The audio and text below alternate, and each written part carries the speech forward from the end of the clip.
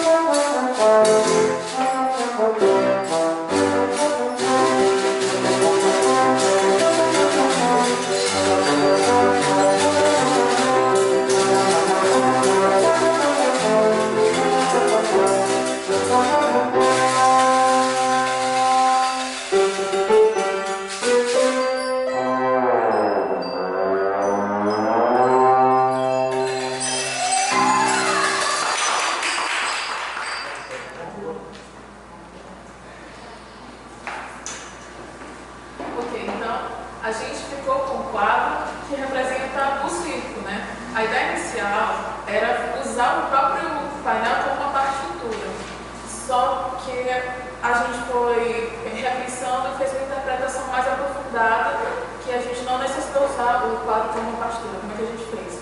A gente analisou os elementos que tinham e a gente constatou os principais, que seriam os palhaços, os animais, a mágica e o resto é detalhe. Por quê?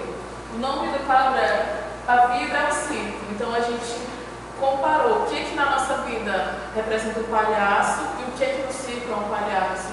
O que na nossa vida acontece a mágica e o que no circo tem essa mágica. Então foi a partir daí que a gente buscou montar a música. A gente montou a música em 3 partes. A primeira parte representava os palhaços, né, uma parte bem alegre. Depois, já na segunda parte, era uma tonalidade menor, que representava a mágica, o suspense. E por último, os animais, né, uma coisa mais marcada, mais uma mágica. E basicamente isso foi a concepção da ideia que a gente fez. Aí, em cima disso, a gente montou os detalhes. Eu e a Raíssa, a gente fez a percussão e todos os outros elementos fora a harmonia e a melodia, que isso seriam os detalhes que fazem toda a diferença. Tipo, o que difere um circo bom de um circo ruim são os detalhes. Da mesma forma, a vida, uma vida boa de uma vida mais ou menos, são os detalhes que fazem diferença. Porque toda vida e todo circo tem seus momentos de alegria, seus palhaços, tem sua mágica, tem os seus animais, suas feras para enfrentar. Então, são os detalhes que fazem essa diferença. Em relação aos aspectos que a gente utilizou, né? Através da melodia e harmonia, a gente já utiliza altura, timbre, ritmo. A gente utilizou quase todos os elementos, né? Quase todos. Intenção, intensidade.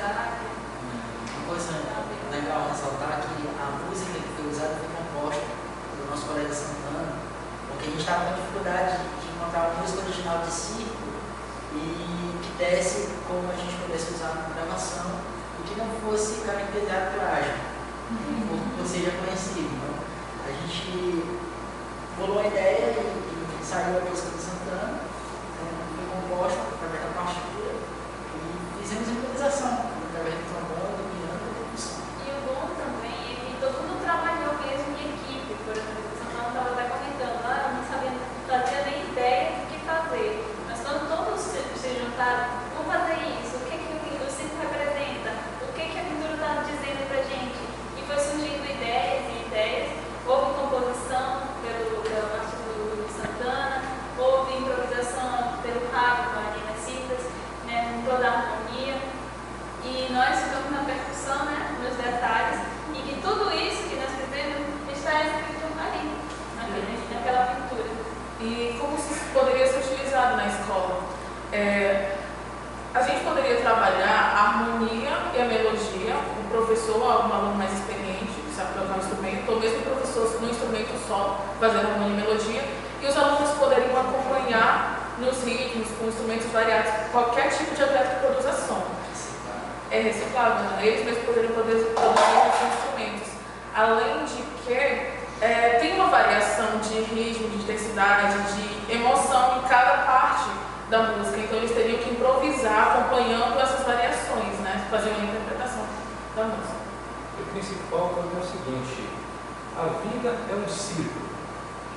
Interessante que... O que é o ciclo? O ciclo é alegria, né? Então nos preocupamos em fazer uma música alegre. A vida tem que ser alegre, assim como o ciclo. Até colocamos um tom menor de suspense, assim, pelo fato assim da mágica, assim, que a vida também não é mar de rosa.